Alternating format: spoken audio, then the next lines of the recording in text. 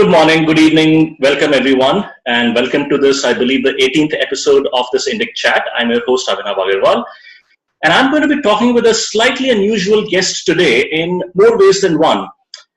First, as you know, this month we celebrate 70 years of India becoming independent, that we are still not free from the clutches of colonialism and mental enslavement is quite another thing, and I'm really hoping that our guest today will share his experiences in on that topic. But again, as I said, that's a topic in itself for another day and another chat. So for those of you who know me, I'm going to try and do something different today. I'm going to try and be positive. I shed some of my natural cynicism for an hour or so, and we'll focus on the good news that is all around us, so difficult though it may be to spot. And our guest today is a believer in exactly that, the good news. So coming back to my point, which is that we celebrate 70 years of our independence, I've already said that. So what better way to mark this month than by talking with someone who has literally lived through this era. He was born before 1947 in the era of pre-independent colonial India, has recollections, even some vivid memories that he's going to share with us of that time. And he has lived through partition, through Pandit Nehru's era, liberalization, and more. So without any further ado, let me welcome our guest today, which is Sri D.V. Sridharan, self-confessed sea dog, an Anglophile who rediscovered that he was a Hindu at the age of 70. And he has been featured in the Reader's Digest, and which showcased his work on a 15-acre plot of land near Chennai.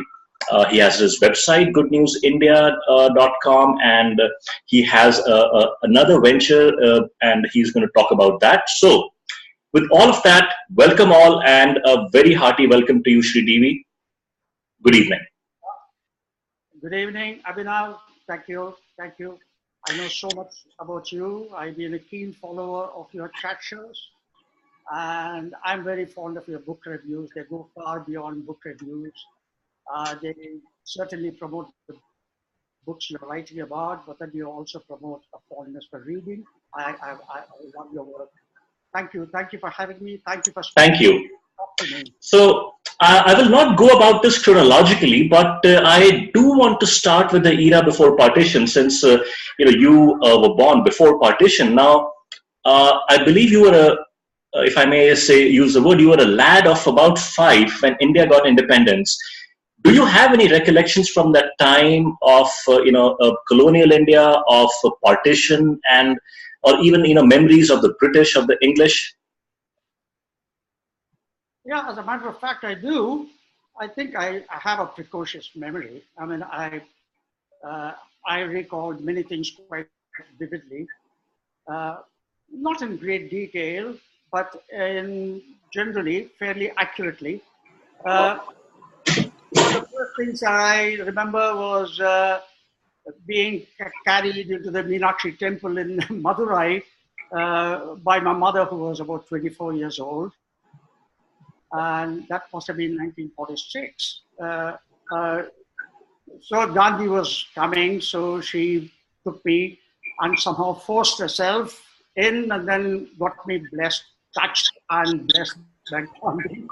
I mean, I remember the buzz of the...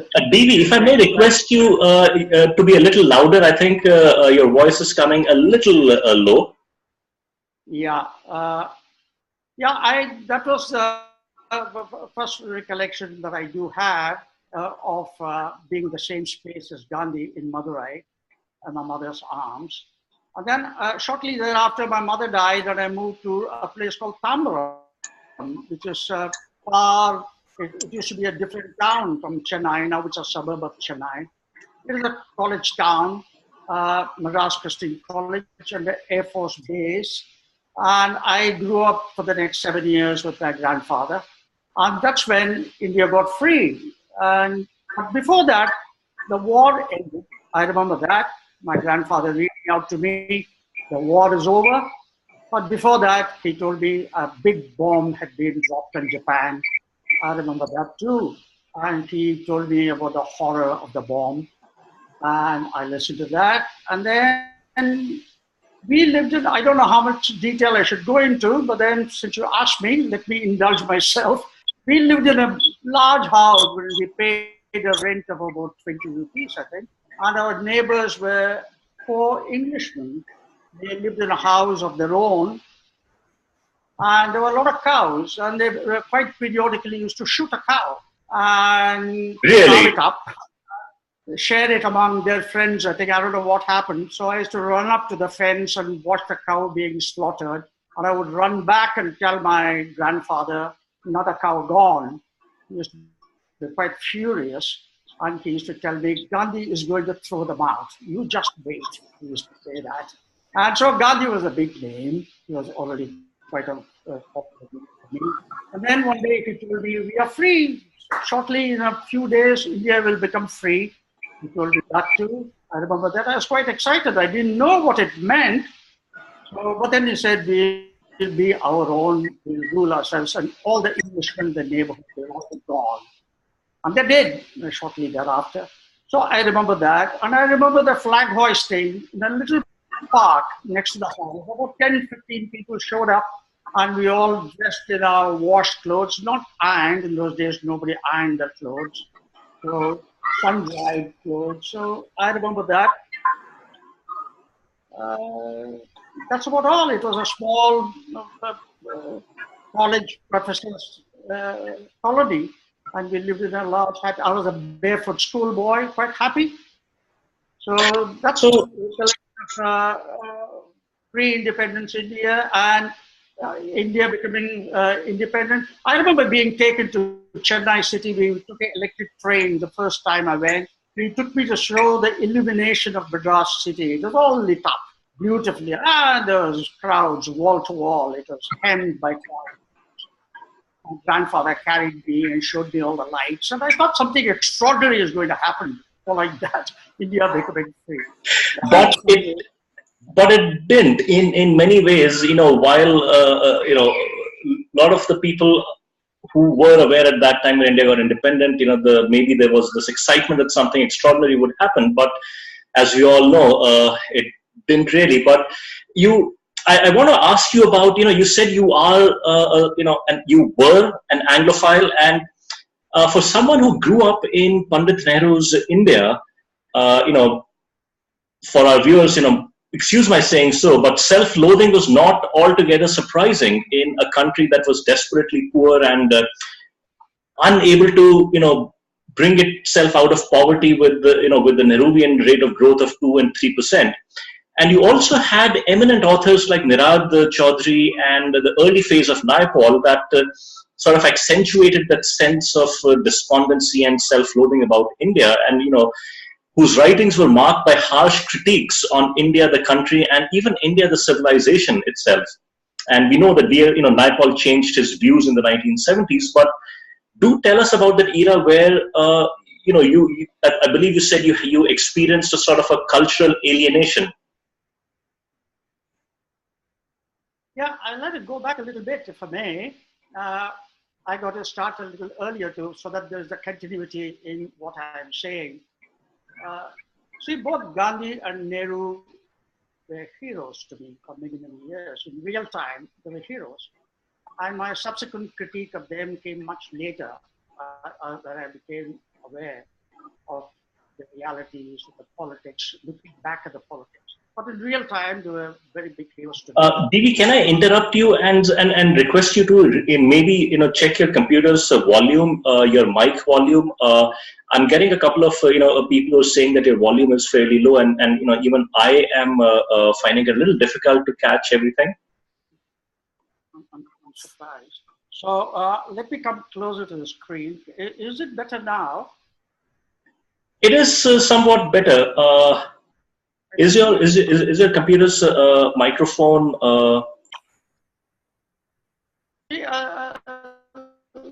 Little later, shortly after independence, I went away to Bangalore. My mother had died, and I rejoined my father when I was 10. And I went to a Tamil medium school, and I do want to talk a little bit about those days. Am I coming through now? Yes, it's better. Yes. All right. Okay.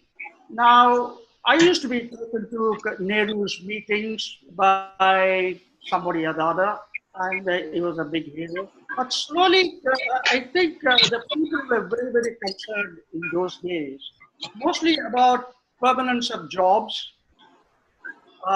tenure, and everyone wanted to retire from jobs they could get. Jobs were not easy to get. So the whole accent was to go away from your culture and disown it and learn English. You see, English was an aspirational language. It was a key to getting a job, and everyone aspired to it. And I must go back to it. And already there had been a cultural disruption. The first wave of migrations from the villages of the Brahmins had already happened. And I remember going to my village about near Kanchipuram in Tamil Nadu, here near Chennai. I got taken several times by my grandfather. I'm very grateful to him for that. But then the Brahmins had already migrated. Several years later, they were to migrate from there to the US, where they mostly are. But then they all migrated for jobs. And one of the keys was English. So my father insisted I should go to a Tamil medium school and learn Tamil. But he was not particular about my learning Sanskrit, which is, to my great regret, I lost out on. He himself knew it very well. He had been raised orthodoxly. He wore studs, diamond studs in his ears and a tuft until he was a teen, and he hated it. He knocked it off, and he didn't want to do that to me. So English was an aspirational thing. So after the Tamil medium school, I longed to learn English, and I found I had no self-confidence about speaking it. I could read it after a fashion. So the desire to learn English was the beginning of the Anglophilia that developed much later, you see. And that was fairly the way with my entire generation. We all wanted to know. In our house, there were 3 books. I still remember just 3 books in English. One was Cakes and Ale by Somerset Maugham. I couldn't pronounce his name then. And then there was a book by Aldous Huxley. And there was a 3rd book, Bhagavad Gita. And that's the English book. I used to riffle through it all the time, not knowing how to read. So the aspiration to learn English began then. And it was many, many years. It just another 10 years before I could read a whole English book. But I loved that language. And slowly, the alienation began that I loved it so much that I slowly put distance between myself and Tamil. I don't think I read as much in Tamil as I do in English today. So let me ask you a question, Devi. You said that as you started to learn English, your alienation with Tamil began. Anything in particular that led you to experience that alienation? Any causal factor? Yeah, there was this, you see. I'm talking about Bangalore of 1952 to 58. I mean, that's going way over a century ago. We lived in a district called Agarwal. That's where the poorer Indians lived. And the cantonment area, which was defined by the Bangalore Museum and the MG Road, it used to be called the South Parade, and there was the Brigade Road. And to enter that, I used to be frightened because most people spoke in English there. And my first forays into reading English was comics, Dell comics and the classics. And I used to put about 10 or 20 of those in my bicycle and ride all the way to Brigade Road, where a chap used to change them for 10 paisa per book after a read. You gave your old one and you could pick new one from the big pile on the floor. I used to be frightened. Everyone spoke English and I couldn't speak English. I could read the comics, I could understand it. So it became a big desire. And then I started neglecting Tamil, and I thought it's a bit of an infra language. Everyone must speak English. And the alienation began there. And quite a lot of my generation did that. But very proud of being an Indian, though. That is true. But then English as an aspirational skill that was there. I must admit. So, Let me. you asked me about the much later. The further alienation came as I went along. Should I talk about it now, or would you? Let me ask you. Actually, no. Let me move a little forward in time, and let me ask you about this. You've written about this on your blog, but this incident on the train near Bilaspur, and I believe that was something of a turning point in your life. And this is something that came fairly late in your life. I believe you were in your 50s at that point, and as I said, you have written about it on your website, but do tell us, from a sense of cultural alienation to a turning point, and that too in your sixth decade of life. Tell us about it.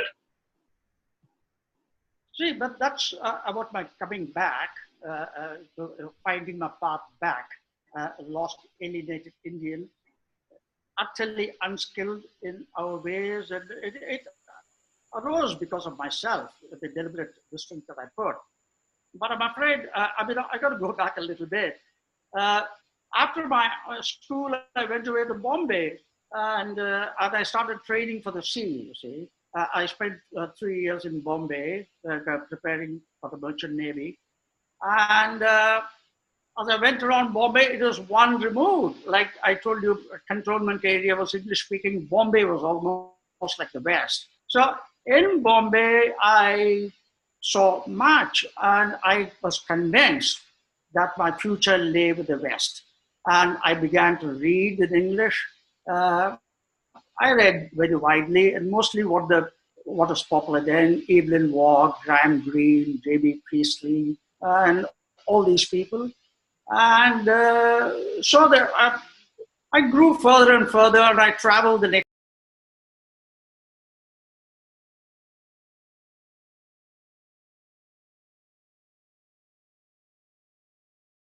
That added to the disinclination to own up to being the real Indian that I was inside, and try to become a phony Westerner, an Englishman.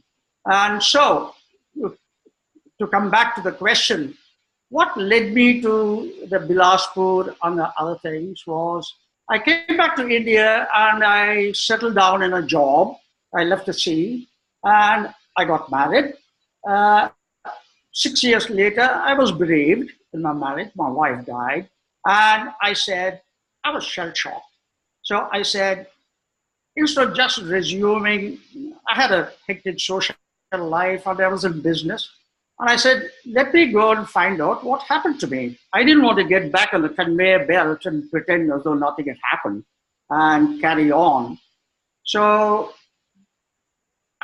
I said, I'm going to quit everything and I start again fundamentally. But I didn't know what to do with fundamentally, what I should be doing with myself.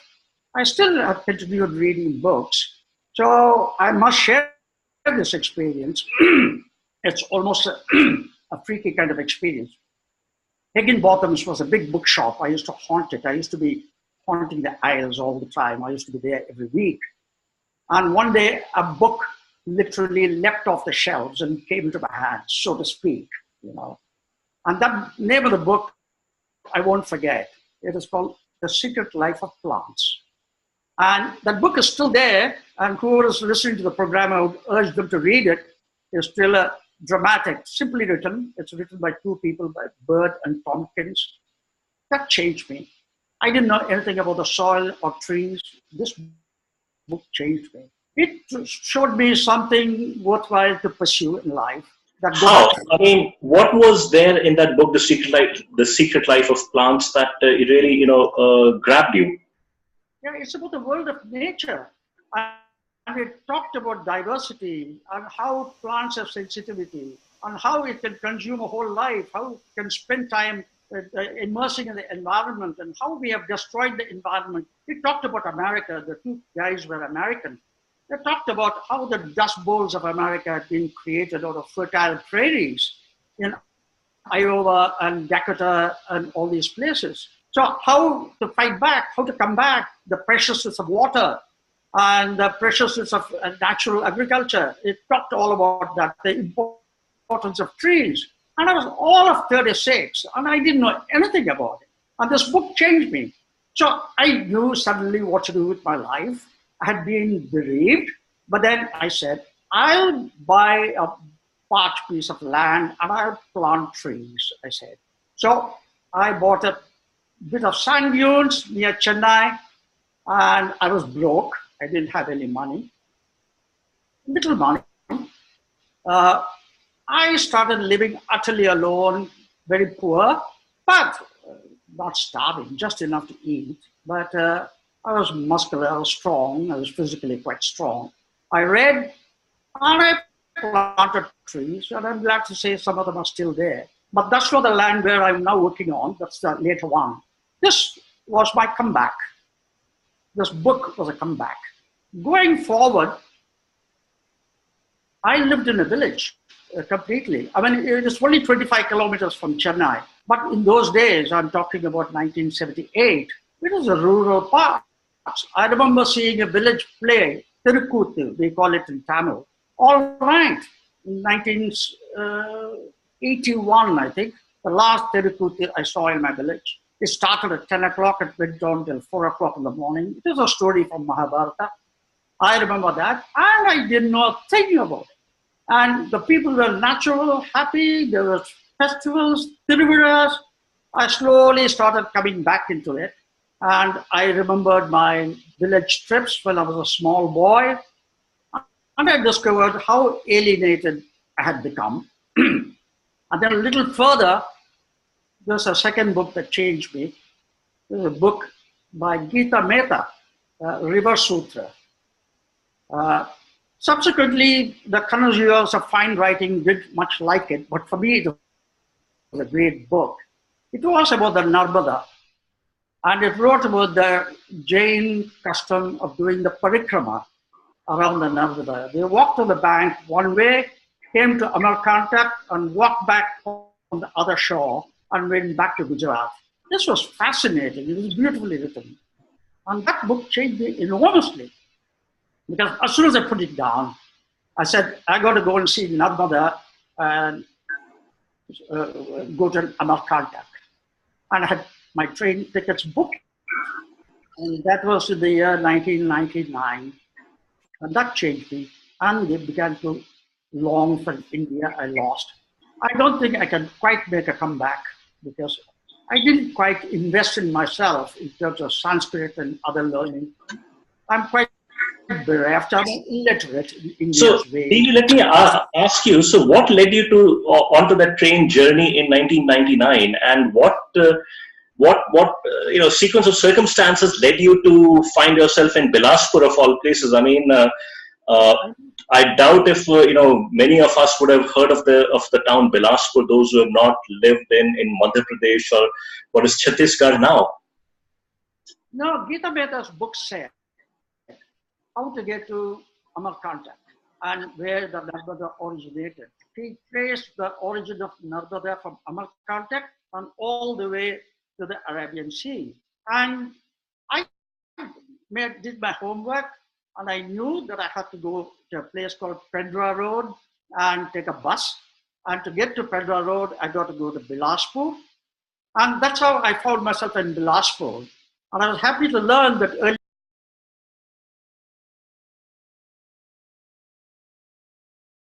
town. It was a lovely old town. And then I got into the train, and that's when I met this young couple, Sonu and Dolu, a brother and sister. Sonu and Bolu, right?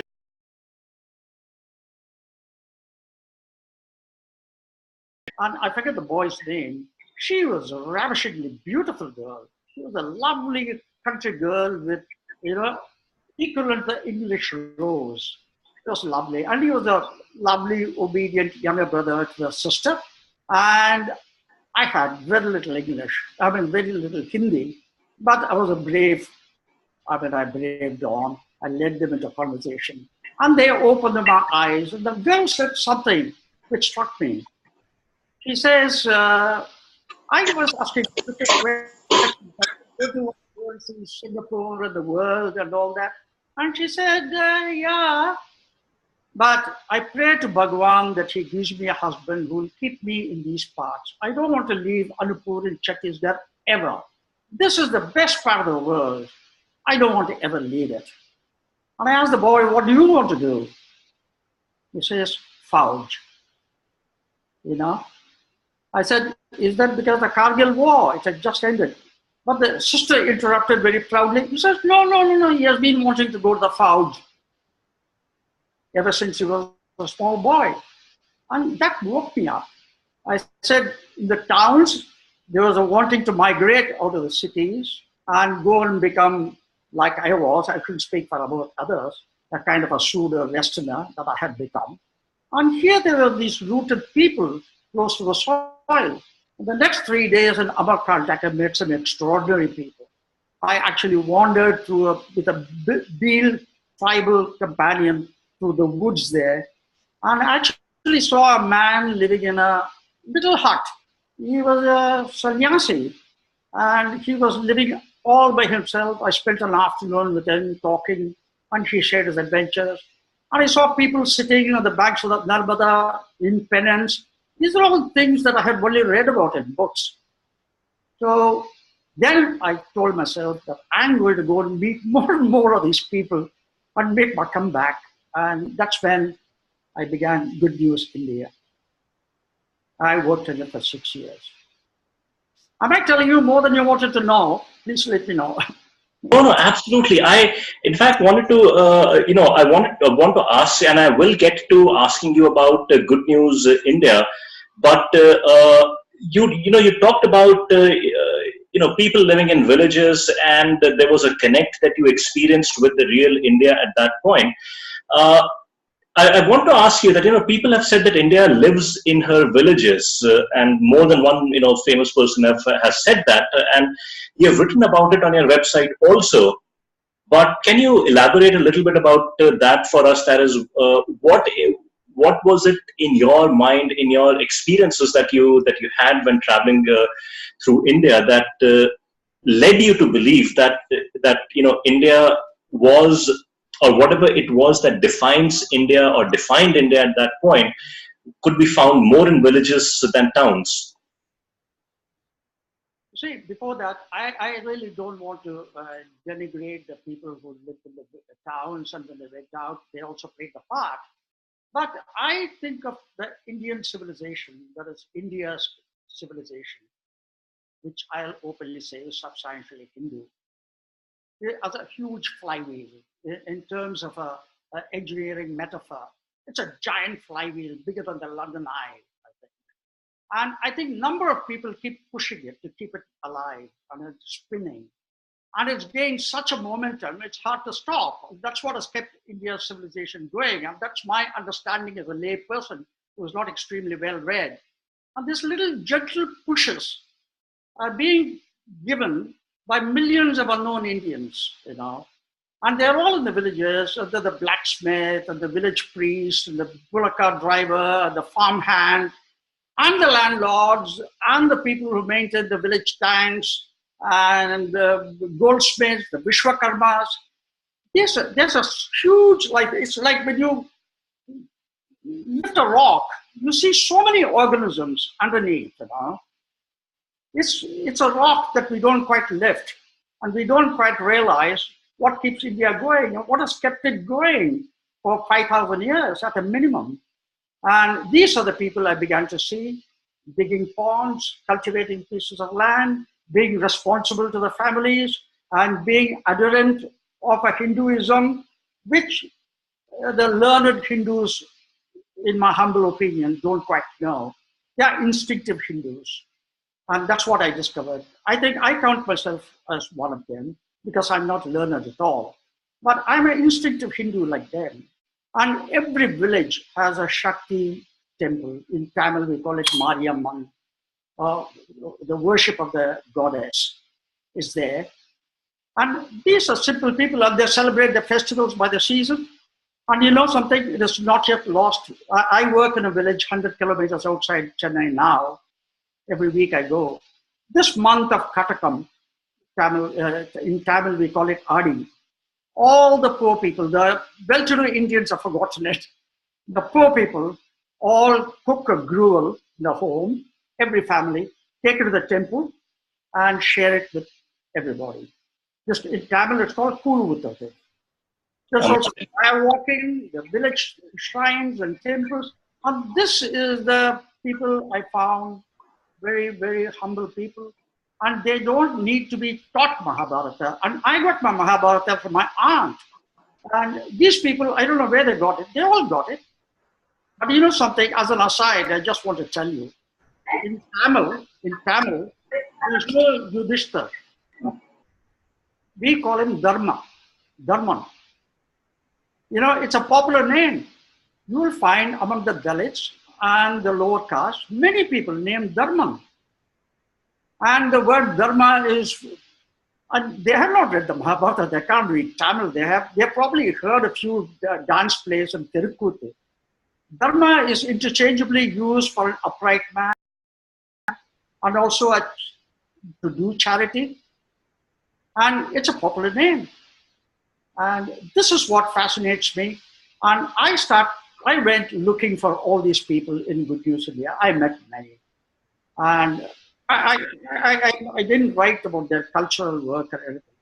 But what I'm trying to say is the people who are adding value to India, that was my search. Who was really adding value to India? Who was keeping it going as it was done for 5,000 years?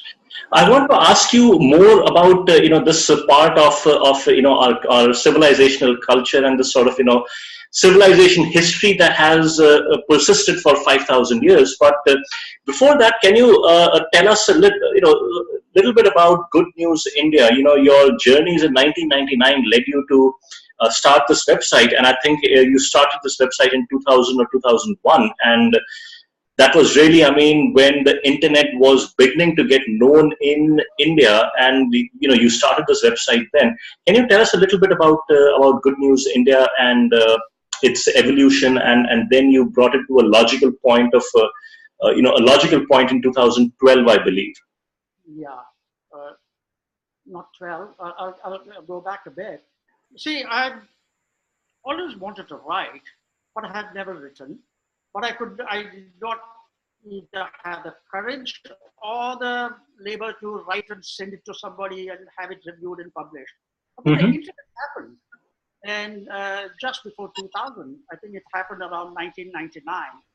And I must compliment myself for instantly recognizing its power. So I knew at once. It's a powerful new happening. And it used to cost 60 rupees an hour to go and surf in an internet cafe in those days. But I spent 1 or 2 hours and I was blown over. And I must linger here and share a little bit about something else. See, what I liked about my being at sea was it gave me enormous self-confidence and freedom and made me the kind of annoyingly independent and outspoken person that I am today. And that's because I knew that even if a rich man bought 10 ships, his son could not begin as a captain or a chief engineer. He had to start as a 5th engineer and crawl his way up. And I used to call my merchant navy as the Republic. So an aversion for the dynasty or the hereditariness began to take seed there. So going forward, when I found the internet and its power, and I must say that I understood it immediately, and I said, it's going to change the world. I didn't know about information technology, but I had read a book. I still remember his name, Jean-Jacques Servan-Schreiber. He was a Frenchman, and he wrote about the coming information revolution. I misplaced my copy. I lost it.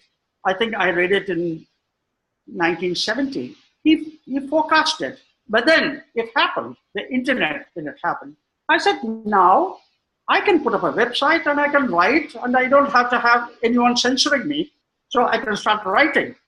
So that excited me a lot. I learned HTML, and then later on I learned a little more skills PHP and database setting up. And then I set up the website myself. I did it all alone, the graphics, the writing, the editorial proofing, the funding, the traveling, the reporting. I did it all by myself. Not because I want to give myself the compliment, but I'm incapable of being a team man. I'm a fiercely independent person. I'm not good in a team at all. I'm a reclusive individual. So that's how I began with Good News India. And then I jumped into a car and I drove by myself. I bought a car for that. I sold a piece of land and I bought myself a Qualis car. It was an aspirational car at the time. And by the time I was already into farming and I was into environment, I had planted quite a few trees, about 400 trees. I had built a windmill, cloth windmill, and pumped water. And then I was on the road for the next 6 years. I wrote that till 2006. And that's Good News India. It's still there online. I don't update it. I can't hear you. My apologies. I was on mute. Let me come back to what I had, what you had referred to as the cultural alienation. But in many ways, we cannot talk about cultural alienation without also talking about itihas, about history. And I'm not referring to, again, I'm not referring to the Marxist, leftist, communist, rubbish that is shoved down our throats. Even today, despite having a different government at the center, I'm talking about itihas and the general alienation with history that most urban Indians have. And for what it's worth, we learn about the invasions in northern India by people from Central Asia, Iran, and elsewhere. But if you learn your history like I did in school, we somehow learn that the invasions that the south of India, southern India, was somehow it remained untouched by all the upheaval that the north witnessed over several hundred years. But we know now that this is not the truth. The South India also had to face an additional invasion of a very different kind, hasn't it? Yeah, I think you're right. I mean, it's much more subtle. It may not have been as violent as it had been in the north, but I was not quite aware. I'm a product of that invasion South suffered. I think it was enveloped by evangelism. And I'm sorry, what was that? Evangelism. And, evangelism, okay. The South. I think you were overrun by the Mughals and we were overrun by the church in the South. And I'm a product of the church schools. I mean, I'm quite grateful for the education I received. But it was a very subtle alienation. It induced you. And it put a distance between you and your natural heritage. We were two people. We were one thing at home and another thing at school. And then, of course, the fascination for English because of the jobs and all that. So let us not underestimate. We did not suffer as much violence as the North did. And we were a lot more settled than the North was. I have great sympathy for what the North Indians have gone through. And I think because of them, Hinduism has come through. They have been battered. But in the South, we are not battered, but I think we yielded a lot more ground than the North Indians have done. And that's my assessment at the end of 75 years. It's very counterintuitive. You would have thought that North India would have surrendered to alienation. But no, it is South India that it has done. And North India has salvaged it. And anyway, I do want to talk about it later. But the Islamization of India, Islam met its wall in India. This is the first wall it couldn't quite breach and overpower. And that is, my heart goes out to all the North Indians who stood in the way. Whereas Christianity made a much better job of it in the South. It swept right across. So subsequently, the morphing took over. The communists came. I don't know from where they came. I don't know what constituency they originally had. Because, I want to talk a little bit about this communism. This agitates me. because they have played a terrible role in rendering India where it is. See, I sailed at sea for several years, and 4 years I worked out of Hong Kong on various ships, and my crew was Chinese. You see, I sailed with them. I was a second engineer. In those days, the Chinese didn't have too many people to man the ships which had British flags, and Indians and the British used to man it. The captain was an Englishman. I was a second engineer, and then I became a chief engineer. All the crew was Chinese, and they were all come from Canton. I don't know what it's called now. They come to get jobs. They are quite poor. And the Vietnam War was going on.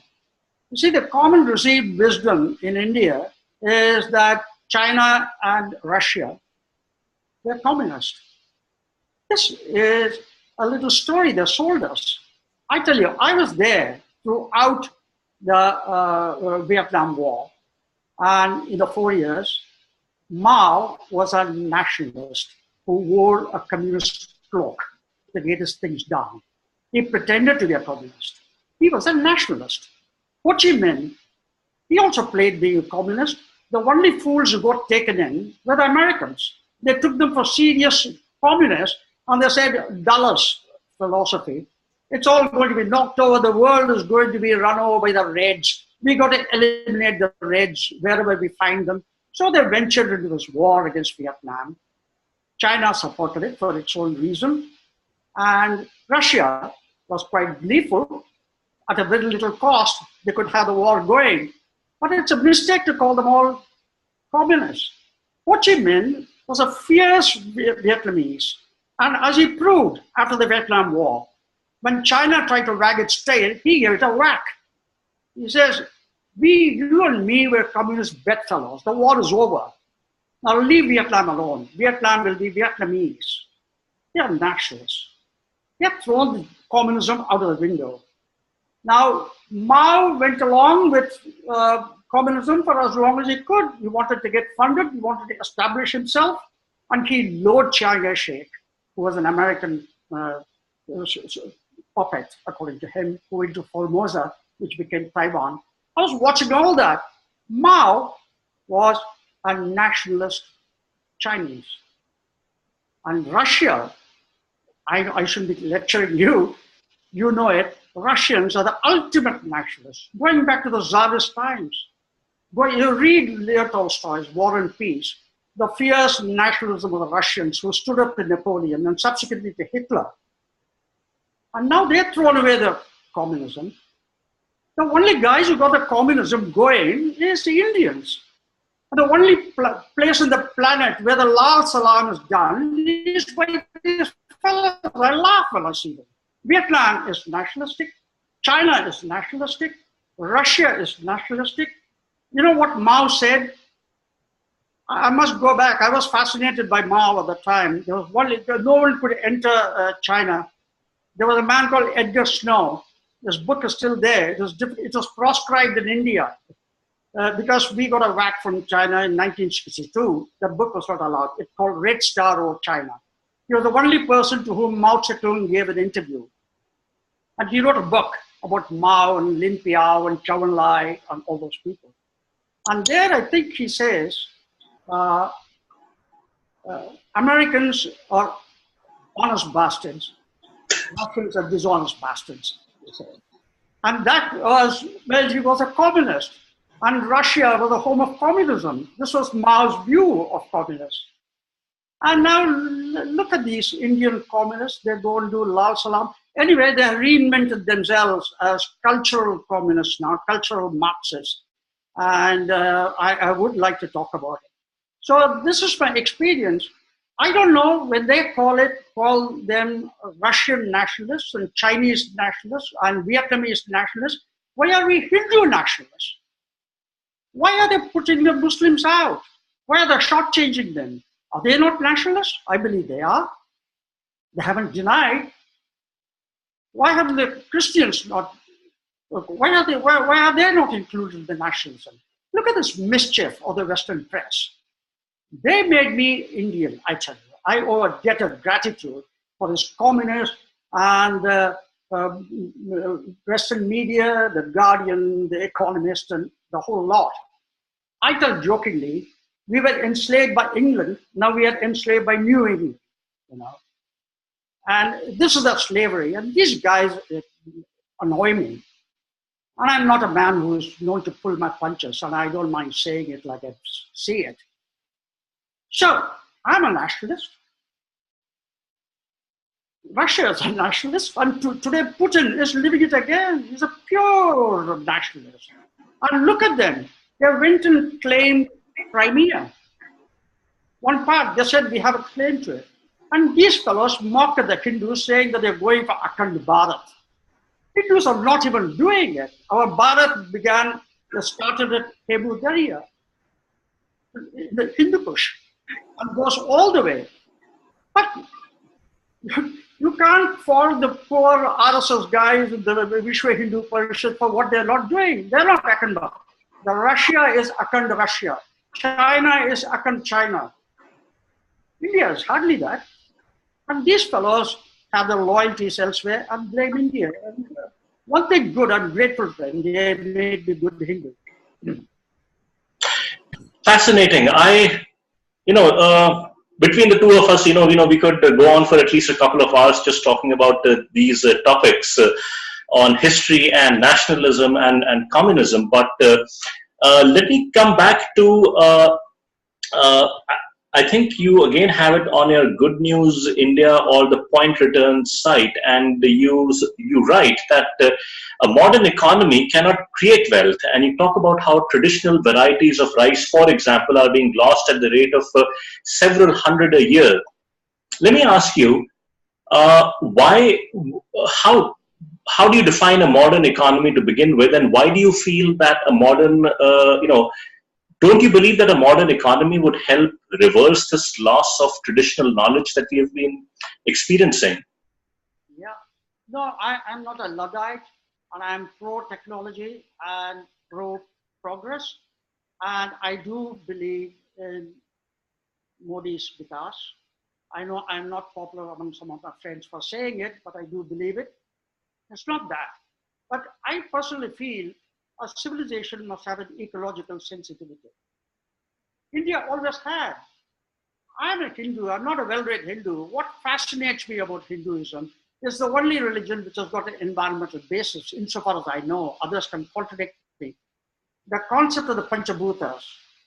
And for me, that is what has made me a fierce Hindu. The veneration of the natural elements. And many years later, because somebody told me, I read the Nasatya Sukta. And it's a sheer worship of nature and veneration. So we had the groundedness and ecological, the civilization was ecologically wedded. In the countryside where I now work, I learned the Tamil months much later. All villagers named, they don't say January, February, March. They say Tai, Masi, Pangani, Chitra, Vaikasi, all the Tamil months. And because that's the only way they can understand each other, which month what has to be done. So weddings are performed at a particular time. So we were very close to the soil. We must not lose the connection in the name of Vikas, of progress. And I get very irritated when people say more than 5% of the people need not be on the farmlands. These are economic idiots. I'm sorry. They are mapping the American experience with the Indian experience. We are still 60% in farming. We got to make it better for the farmers. We got to lessen the muscular burden, but we got to have, Hinduism will die if we went away from our ecological moorings. And so, therefore, I say, we got to venerate our farming. We got to venerate our treasure. And therefore, arising out of that is my conviction. Now, there are only two wells that a country and the people can have. This is my personal opinion, and I could be wrong. It is infinite amount of water that you can store under the ground. ST for water. There's only a finite quantity of the water in the world, I know. There's not endless amount of water. But We got to grab and store the water like our ancestors did and keep increasing the fertility of the soil. The more inches of fertile soil that we grow, the more stable a civilization will be. And on that, progress can be built, on that, industry can be built. You see, one of my countries that I love is Japan. I'm a huge admirer of Japan. I visited it regularly for 4 years. You know, a Japanese, he will, if you had a plot as big as a handkerchief, he will grow rice in it. So on the one side, that's one culture I wish was a model for India. It has never lost its connection with its heritage. And it's a super modern, cutting edge modern civilization. And that's my role model. That's what I believe. Let's have technology. I hate disposable technology, but I like durable technology.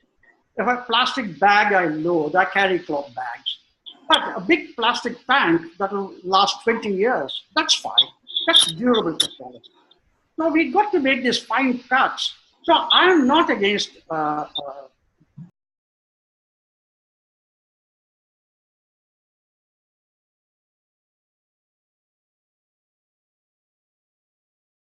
go away every week to my land, 100 kilometers away. And I must tell you a little bit as to how I came to it, if I may. Sure. During my travels, I met many, many people. And some of the stories I would like to own up now. I've got to say, I remember some people teased me about having an autographed book of a famous author. And I have had a similar moment. I did a story on Arvind Kejriwal, and I pumped him up in my story. Yes. I'm sorry. I'm not sure if I heard the name right. Did you say Arvind Kejriwal? Let me think now. Yes, I did. And I was hugely impressed by that guy. I gave him some money as well when he began the anti-corruption thing. So I got as much as you to live down, Abhinav. So, so, so anyway, but I met some fascinating people. I saw a man who raised agriculture in 3.5 acres with a hand pump and a well. I saw people who drought-proofed their villages with rainwater harvesting. So I found that and I met Anna Hazare. I have great esteem for him. He was hijacked by this fellow, Arvind Kejriwal. But his work in Ralegaon Siddhi is phenomenal. You know, he has done rainwater harvesting. He brought the village back to life. He gave livelihoods. It's a throbbing life. He will be immortal for that. So I went and met him. He gave me a lot of time. And here I spoke to him. So I came back at the end of 6 years. I said, I'm writing about other people's story. What is my good news? I have nothing to show. I was just a reporter. So I said, before I earned a right to tell people off, I must earn my brownie points. I got to earn my 20-foot badge. So that's when I went and took this absolutely barren land and started greening it. So that's what brought me. And that's the answer to your question as to why I value our country's ecological basis. It is a must. So, and that is why you named your latest venture as Point Return, and you say that the point is to return. It is to return to nature what we take from it, and a lot more actually we take from nature than we return to it, right? Yeah, I call it point return. I don't know. I'm not well read in our philosophy and thing, but I know my life. My life has been pretty long, and ever since Harikiran and others and you suggested that I should talk, I didn't quite realize that I had lived 3/4 of a century. And I am a fiercely proud Indian today. I am a nationalist Hindu. Yes, you want to call me a RSS man, I'll proudly own that up. I don't care. But we have made tremendous progress in this country. So let's not belittle that. You know, we have graduated the decimal system. We graduated the metric measure. And I remember from my school days that I used to, we had only one textbook to share, and people took turns to read it for others to listen. So everyone didn't have a copy. And quite often I was asked to read because I had a loud voice. And I remember reading, it still rings in my ears, India is a large country of 340 million people. In my lifetime, we have quadrupled. And there were 20 different railways. And we integrated that, we bound it, we became a nation. Along the way, I didn't know why we didn't ask the communists to get off the train, but then they are still around, fellow riders. But I'm very proud of all that. But now I think that we run the risk of cutting ourselves away from our ancestral knowledge. Because I don't know, some of the learned friends in Indic Book Club can tell us the ecological roots of Hinduism. And I think that should not be forgotten. If you do that, you'll come out, you will disown a number of people who are living close to the soil. And they have internalized the Mahabharata and Ramayana better than some of the learned people. And we will cut them away from Hinduism. So an ecological basis for Hinduism is absolutely necessary. So instead of lecturing about it, nobody would listen to me if I lectured. I'm not capable of gathering an audience. But I said, let me go and do it and write about it. And I said, the point is to return. And I think life divides into two phases. Everyone's life, according to me, one is the venturing, the other is the returning. And I'm in the returning phase. I have ventured, and I'm happy I ventured. I've had exciting adventures. I've traveled the world, I've lived the world. I never lived to a template. I'm not the standard template Hindu, but I'm never returning. And that is why I said, the tagline to my website says, the point is to return. And return to the roots, return to happiness, return the gifts received in life. The point is to return. A ghar vapsi, if I may put it that way, a ghar vapsi to the house that we have always had. So, DV, first of all, again, I'll say thank you so much for this, for sharing your experiences, your thoughts, your memories, your, anecdotes. At this point, I would like to, what I will do is I'm going to unmute everyone, and you can actually ask questions. If your line is not unmuted,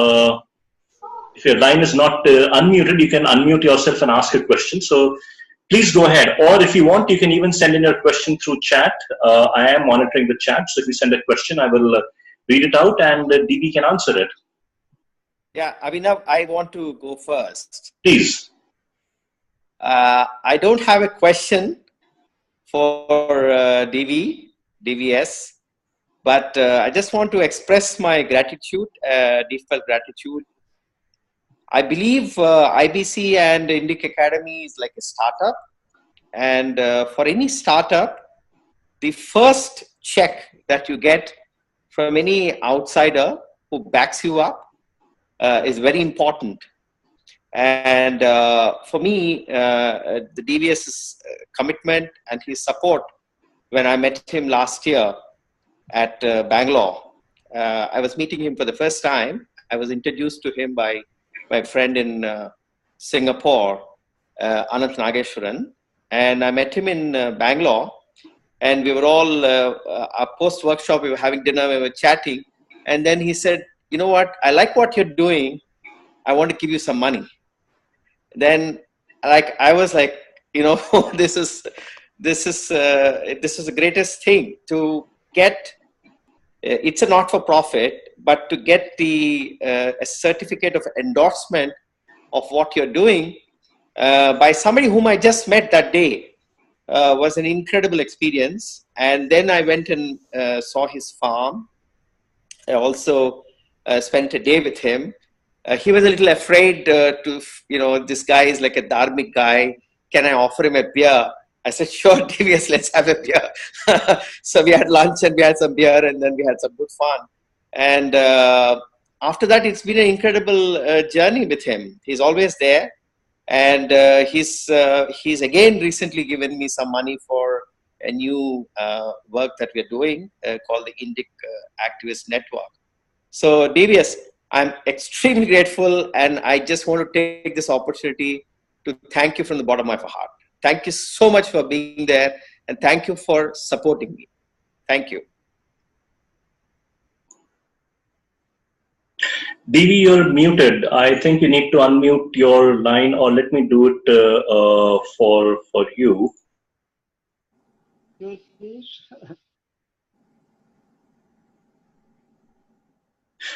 Okay, anyone else wants to ask a question, you can unmute your line. Can I answer? Yes, please.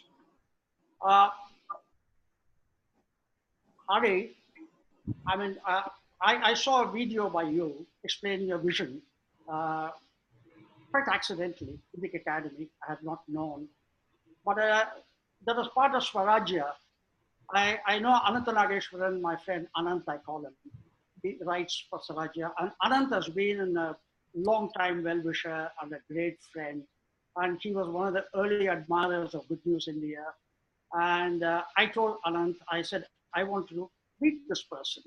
So by the time I was convinced that someone had to do something about Hinduism that was being buffeted by the communist guys and others. So, strangely, it gives me an opportunity to tell you a little bit about money. I was not born rich. I came from a very, very modest family, and I didn't have money till I was 50, 55, 60. I don't know where my money has come. I have considerable amount of money. I'm quite smart when I want to make money in the stock market or whatever I do, but I don't anymore. I don't chase money. But there is the money I have is disproportionate to my intelligence, hard work, or goodness. That's honest. I'm not being falsely modest. That's absolutely honest. I have a feeling that it has come to me for a particular purpose, and I got to find the purpose. And I am very, very fiercely devoted to salvaging this country. The hands of these vampires or the hawks that walk the country. But I hope Abhinav will give me a chance again to talk about my political views. I do want to. But the next question, Abhinav. Oh, anytime. We would we'd be thrilled to have you again, DV.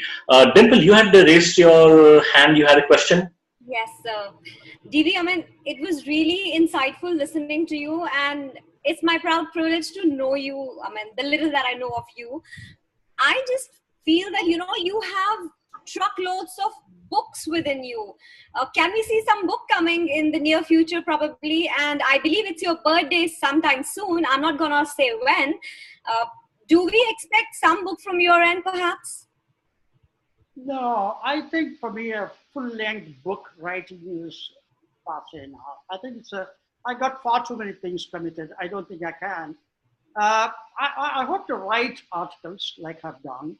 And I was diffident. And you, Dimple, were of great help. And you are my literary agent. You promoted me and you got me published. I was mighty excited. All these days, I have published everything I wrote. And this was good to be. So I hope to be able to write.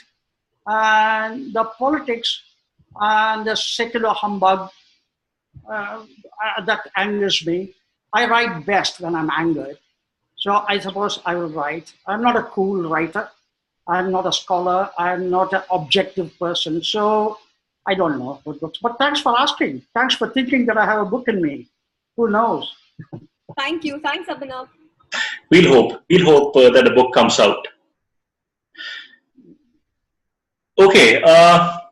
So obviously, if you don't have any questions, or if you think of a question later on, you can send it on the Indic group, or you can you can tag DV on Twitter. His Twitter handle, I believe, is Straws in the Wind. And you can tag a question to him. You can even tag Indic Academy on Twitter and ask your question, or Indic Academy is also on Facebook. So keep the conversation going. Thank you, DV, once again for this wonderful Indic chat, and thank you everyone for tuning into this Indic chat. We will put this up on YouTube shortly, and thank you once again, and have a good day. Thank you, Abhinav. Thank you for talking to me.